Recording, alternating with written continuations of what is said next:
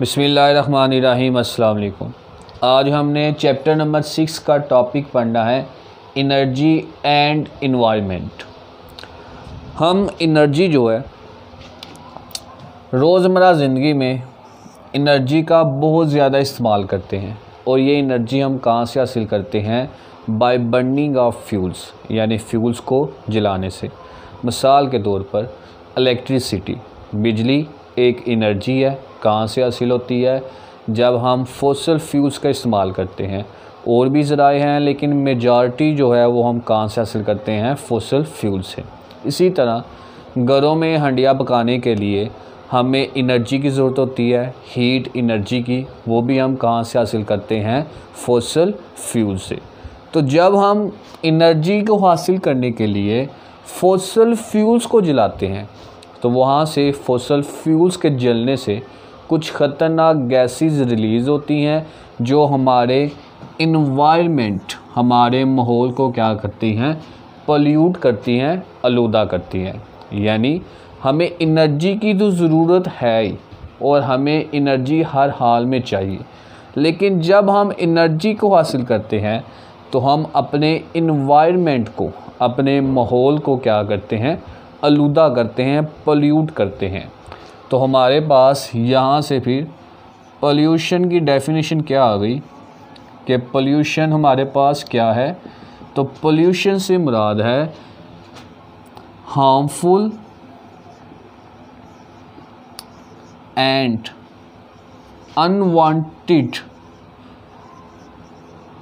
Unwanted things, ऐसी चीज़ें जो हमारे लिए नुकसानदा हो, हमें नुकसान पहुंचाएं, उसे हम क्या कहते हैं? पोल्यूशन। अब पोल्यूशन की जो मेजर टाइप्स हैं वो 3 टाइप्स होती हैं। एक होती है नॉइस पोल्यूशन, एक होती है वाटर पोल्यूशन और तीसरी टाइप हमारे पास है एयर पोल्यूशन। नॉइस पोल्यूशन यानी शोर की आलूदगी, वाटर पोल्यूशन यानी पानी की आलूदगी। पानी हमारा जो है, जो हम पीते हैं, वो आलूदा किस ज़राए से हो सकता है, कैसे हो सकता है? ये किस में आ जाएगा? वाटर पोल्यूशन में। और तीसरी टाइप हमारे पास क्या है? एयर यानी हवा की आलूदगी। अब पोल्यूशन में एक और आगे टाइप है जिसे हम थर्मल पोल्यूशन कहते हैं। तो लास्ट टाइम ही मैंने थर्मल के मुतालिक बता दिया था। थर्मल क्या होता है कि जब भी जो थर्मल कह लें ड्यू टू हीट, टेम्परेचर या ड्यू टू हीट, हरारत की वजह से।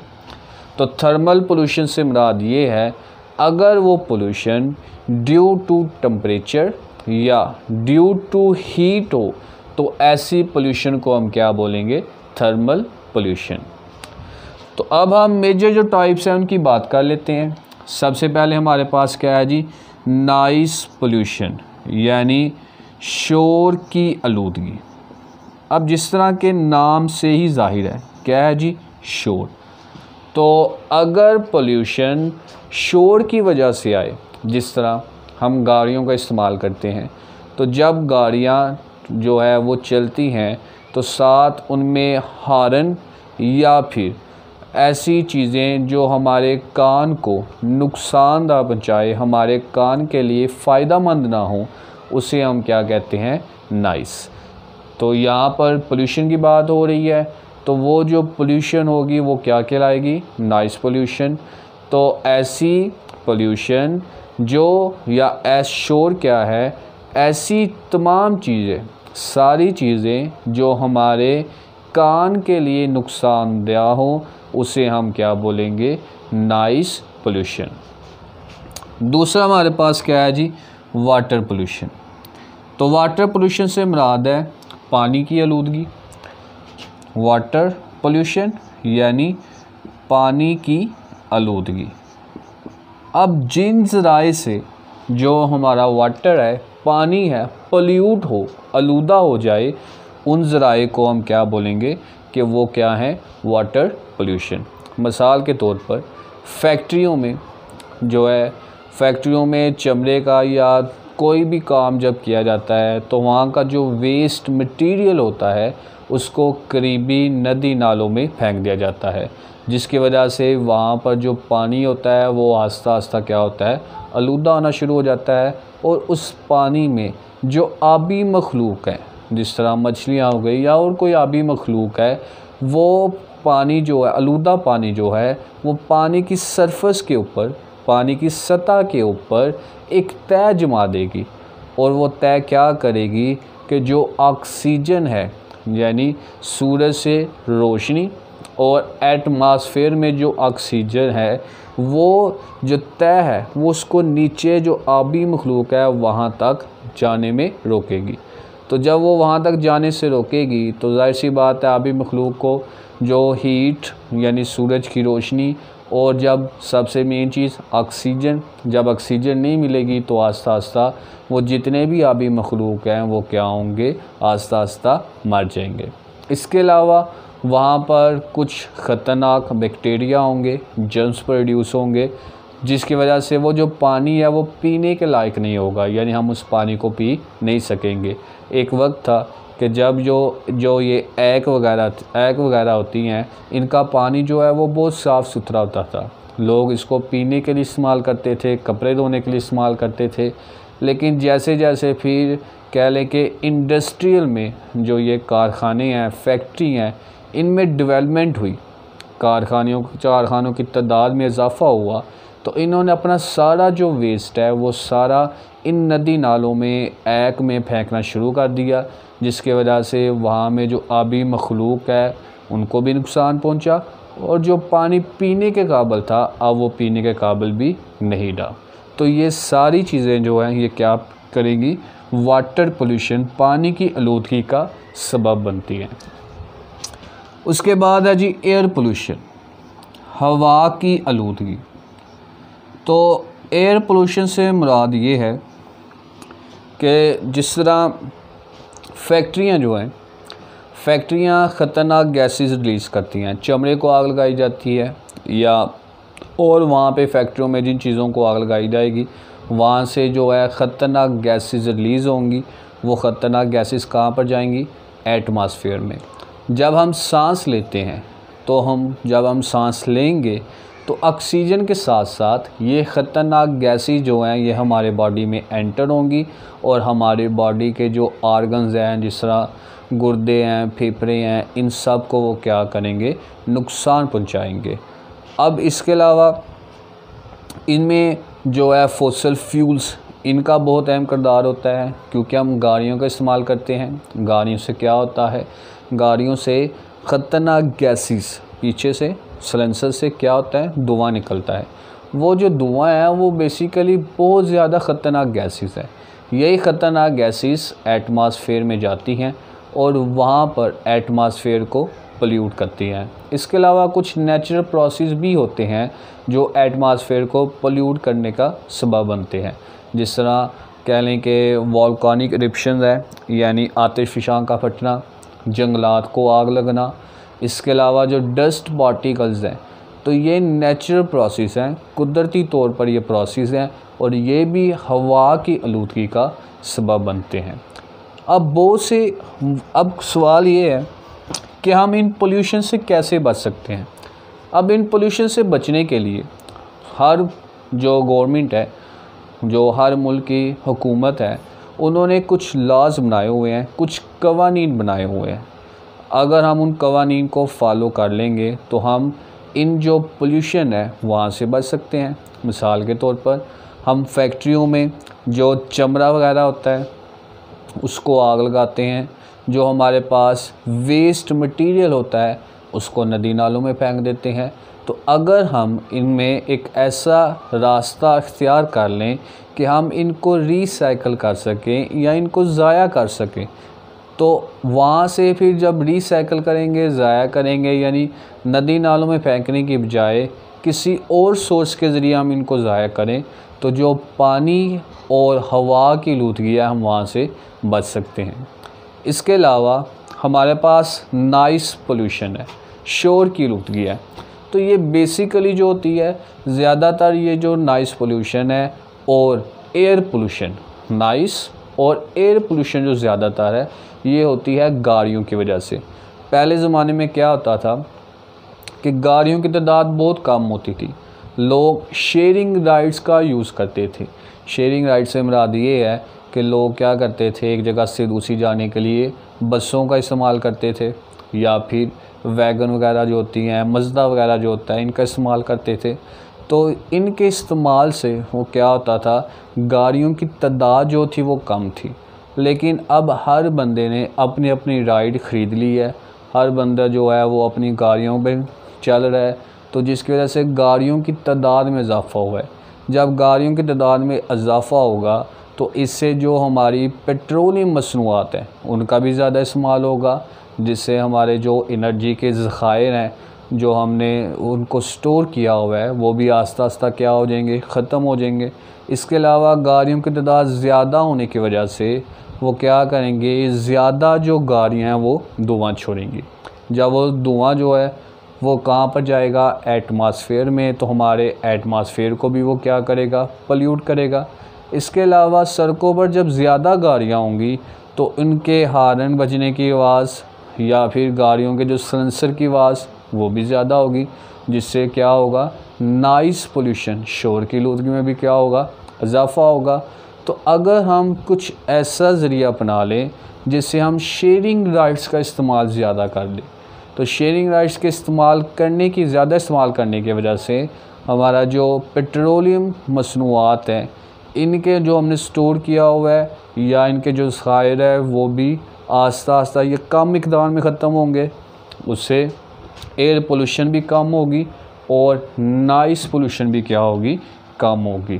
तो अगर हम इन कवानीन को अपना लें, इसके अलावा जो इंजीनियर्स हैं वो ऐसी गाड़ियों का इस्तेमाल कर रहे हैं, ऐसी गाड़ियाँ लेकर आ रहे हैं जिनमें कैटालिटिक कन्वर्टर लगाए जाएँ। क्योंकि पेट्रोलियम मसनूआत में क्या होता है, जब हम पेट्रोल है, डीज़ल है या कोई और चीज़ है जिस तरह CNG है, जब हम इनका इस्तेमाल करते हैं तो गाड़ियों के धुएँ के साथ साथ ये जो है ये लेड और सल्फ़र की जो गैसेस हैं ये रिलीज़ करती हैं, जिससे क्या होता है, हमारा जो एटमॉस्फेयर है वो ज़्यादा पोल्यूट होता है। तो अगर हम ऐसी गाड़ियाँ, जो कि अब इंजीनियर कोशिश कर रहे हैं कि ऐसी गाड़ियाँ लेकर आएँ जिसमें इन गैसेस का इस्तेमाल जो है वो कम से कम हो, या फिर ऐसी गाड़ियाँ लेकर आएँ जो बिजली से चलें, ताकि जो हमारा कम अज़ कम इन्वायरमेंट है वो ज़्यादा पोल्यूट ना हो। क्योंकि जब ये पोल्यूशन ज़्यादा होगी, एनवायरनमेंट में पोल्यूशन ज़्यादा होगी तो ये ग्लोबल वार्मिंग का सबब बनेंगी, जिससे हमारा जो माहौल है वो क्या होगा, आस्ता आस्ता मज़ीद गर्म होना शुरू हो जाएगा। तकरीबन एक रिसर्च के मुताबिक 0.5% हर साल गर्मी में इजाफ़ा होता है। क्यों? ग्लोबल वार्मिंग की वजह से।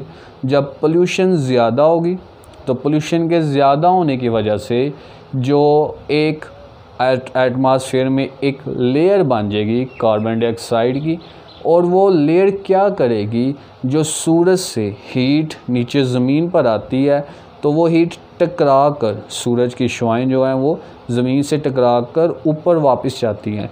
तो जब ये कार्बन डाइऑक्साइड जो है इसकी लेयर, कार्बन डाइऑक्साइड और नमी जो है इसकी लेयर मजबूत होती जाएगी। और कार्बन डाइऑक्साइड कहाँ से आएगी, जो गाड़ियाँ जो हैं वो धुआं जो वगैरह जो छोड़ती हैं या चमड़े को आग लगाया जाता है, ये ख़तरनाक जो गैसेज हैं जो एटमॉस्फेयर में जाती हैं वो कार्बन डाइऑक्साइड का सबब बनती हैं। तो जब ये सूरज की शुआएँ यहाँ से नीचे आती हैं, ज़मीन से टकराने के बाद ऊपर जाती हैं, तो ये जो लेयर है वो क्या करता है, इस हीट को ट्रैप कर लेता है, यानी इसको ऊपर नहीं जाने देता, यहीं पर रोक लेता है। जब मज़ीद सूरज की हीट आ रही है वो मज़ीद इसको ट्रैप करेगा, ट्रैप करता जाएगा, तो जिससे ग्लोबल वार्मिंग जो है उसमें इजाफ़ा होगा। हमारा जो माहौल है उसका जो गर्मी है, टेम्परेचर है, उसमें क्या होगा, इजाफ़ा होगा। और यही वजह है कि आप देखते हैं कि हर साल में अगले साल की निस्बत जो गर्मी है वो ज़्यादा पड़ती है। किस वजह से वो ज़्यादा होती है, ड्यू टू ग्लोबल वार्मिंग। उसके बाद हमारे पास आगे नेक्स्ट टॉपिक है flow diagram of energy converter, यानी एनर्जी जो है वो किस फॉर्म से किस फॉर्म में कन्वर्ट हो सकती है। अब उसने यहाँ पर ये डायग्राम आप अच्छी तरीके से समझ लें। तो जैसे सबसे पहले उसने एग्जांपल दी है इलेक्ट्रिक लैंप की, जो बिजली से चलने वाला लैंप है या फिर एनर्जी सेवर है या फिर जो बल्ब वगैरह होता है, कुछ भी लगा लें। तो इलेक्ट्रिक लैंप यहाँ से क्या होता है, जो बिजली है, इलेक्ट्रिसिटी है, वो आगे किस में कन्वर्ट होती है। तो ये मैंने पहले भी एग्जांपल दी थी। अगर आप एक बल्ब है उसको पकड़ें, एक तो इलेक्ट्रिसिटी है, बल्ब को ऑन करें, हमें क्या होती है, रोशनी हासिल होती है, यानी इलेक्ट्रिसिटी एक तो कन्वर्ट हो जाती है लाइट एनर्जी में। और इसके साथ क्या होता है, अगर आप उस बल्ब को पकड़ें तो वो बल्ब आपको गर्म महसूस होगा, यानी कि इलेक्ट्रिसिटी लाइट एनर्जी जो कि हमें चाहिए उसमें कन्वर्ट होगी, लेकिन साथ साथ किस में कन्वर्ट हो जाती है, हीट एनर्जी में भी, जो कि हमारे लिए बिल्कुल बेकार है और हमें इसकी कोई ज़रूरत नहीं है। लेकिन यहाँ से इसके बावजूद जो हमारी ये यूज़फुल एनर्जी है उसका थोड़ा हिस्सा इसमें कन्वर्ट होगा और थोड़ा हिस्सा इसमें कन्वर्ट होगा। तो ये तो हमारे लिए ज़रूरी है, लेकिन ये हमारे लिए ज़रूरी नहीं है। इसके अलावा अगर हम vehicle running with constant speed on a level road, अगर हम जो गाड़ियाँ चलाते हैं उसकी बात करें तो गाड़ियों में हम पेट्रोल डलवाते हैं। अब पेट्रोल में एनर्जी कौन सी होती है, केमिकल एनर्जी। ये हम इनपुट के तौर पर इस्तेमाल करते हैं। अब ये केमिकल जो एनर्जी है ये सारी की सारी गाड़ी चलाने में यूज़ नहीं होती, बल्कि इसका कुछ हिस्सा, गाड़ियाँ जो होती हैं वो क्या होती हैं, गर्म होती हैं। जिस तरह हम रेडिएटर है ना, वो रेडिएटर में पानी का इस्तेमाल करते हैं। क्यों इस्तेमाल करते हैं, क्योंकि वो हीट की वजह से क्या हो जाता है, गर्म हो जाता है। तो केमिकल एनर्जी जो हम इनपुट के तौर पर यूज़ करते हैं, इसका कुछ हिस्सा गाड़ियों को गर्म करने में इस्तेमाल होगा, कुछ हिस्सा जब हम गाड़ी को स्टार्ट करते हैं तो उससे आवाज़ पैदा होती है, यानी कुछ हिस्सा किस एनर्जी में ज़ाया होगा, साउंड एनर्जी में, और बाकी जो बच रहेगा वो जो हमारे लिए यूज़फुल है, यानी काइनेटिक एनर्जी में कन्वर्ट होगा, जिससे जो गाड़ियाँ हैं वो एक जगह से दूसरी जगह मूव करेंगी। तो हमने यहाँ पे इनपुट क्या दिया, केमिकल एनर्जी, यानी जो हम फॉसिल फ्यूल का इस्तेमाल करेंगे, पेट्रोल, डीजल, जो ये हमारे पास है, सीएनजी है, तो ये सारी चीज़ें हमारे पास, इसमें एनर्जी कौन सी होगी, केमिकल एनर्जी। तो ये केमिकल एनर्जी कुछ हिस्सा इसका हीट एनर्जी में ज़ाया होगा, गाड़ियाँ जिससे गर्म होंगी, गाड़ियों से आवाज़ पैदा होती है, कुछ हिस्सा यहाँ पर ज़ाया हो जाएगा और जो बाकी बचेगा वो गाड़ियों को मूव कराने में। और ड्यू टू मोशन कौन सी हमारे पास एनर्जी होती है, काइनेटिक एनर्जी। उसके बाद अगर हम पावर स्टेशंस की बात करें तो पावर स्टेशन में हमारे पास जो एनर्जी है, जिस तरह वाटर की वजह से, पानी की वजह से हम इलेक्ट्रिसिटी प्रोड्यूस करते हैं, तो पानी में जो हम एनर्जी स्टोर करते हैं वो कौन सी होती है, पोटेंशियल एनर्जी। अब वो जो पोटेंशियल एनर्जी है वो टरबाइन को चलाने में यूज़ होगी, यानी टरबाइन क्या करेगा, हरकत में आएगा, तो इसका मतलब है वो पोटेंशियल एनर्जी किस में कन्वर्ट हो गई, काइनेटिक एनर्जी में। अब काइनेटिक एनर्जी का जब वो डैम चलेगा तो उसे हमारे पास एक तो क्या प्रोड्यूस होगी, वर्क डन या इलेक्ट्रिसिटी, वो काम होगा, यानी टरबाइन चल रहा है तो इसका मतलब है क्या हो रहा है जी, काम हो रहा है।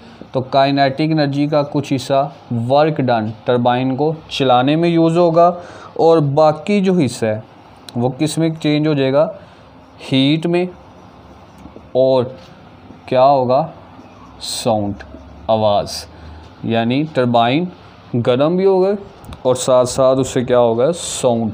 इसी तरह पोटेंशियल एनर्जी भी जो है ये भी बेसिकली इन दो फॉर्म ऑफ एनर्जी में कन्वर्ट होगी।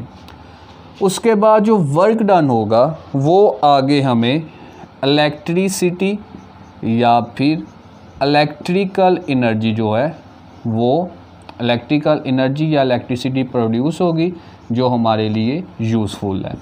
तो ये जो कोई भी हम एनर्जी यूज़ करते हैं या जिस तरह ये कह लें इनपुट, ये हमारे पास क्या है इनपुट और ये हमारे पास क्या है आउटपुट। तो हम जितना इनपुट यूज़ करें हमें उतना ही आउटपुट नहीं मिलता, बल्कि इनपुट का कुछ हिस्सा ज़ाया हो जाता है अदर फॉर्म ऑफ एनर्जी में, और जो बाकी हिस्सा बच जाता है वो हमें क्या देता है आउटपुट। यही वजह होती है कि कभी भी इनपुट आउटपुट के इक्वल नहीं होगा। यानी अगर हम मशीनरी पर 100% इनपुट या उस काम करते हैं, इनपुट 100% देते हैं, तो हमें आउटपुट 100% नहीं मिलेगा, बल्कि 70 to 80%। बाकी जो 20% है वो अदर फॉर्म ऑफ एनर्जी में क्या हो जाता है ज़ाया हो जाता है। तो बाकी जो है वो इंशाल्लाह हम कल पढ़ेंगे। अल्लाह हाफिज़।